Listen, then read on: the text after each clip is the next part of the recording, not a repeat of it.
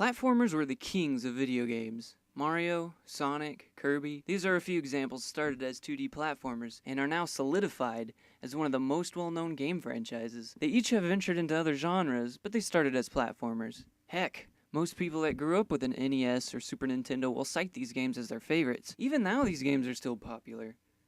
And they're still making them.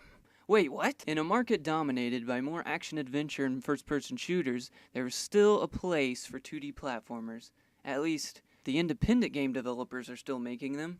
Games like Braid, Fancy Pants Adventures, Iconoclasts, and Super Meat Boy are all recent 2D platformers. My guess is that these developers love the games like Classic Mario so much that when they went into this profession, they decided to make their own 2D platformers with their own individual twists. I'm not complaining, those games are fun and I hope there will always be a place for them. But what about the time betwixt retro and modern 2D platformers? Wasn't there another type? Third platformers! 3D platformers. Enter the age of the PS1 and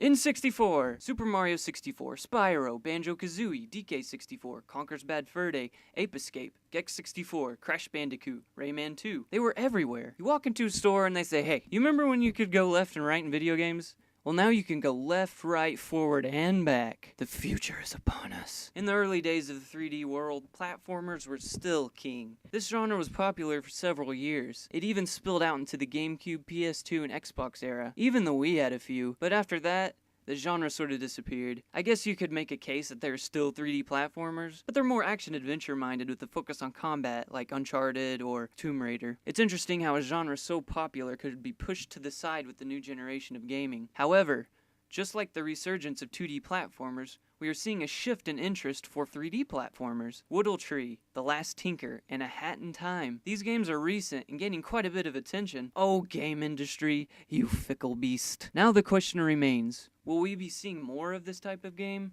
I guess it's up to how well they do. I, for one, am hoping we will be seeing more. What do you guys think? Thanks for watching.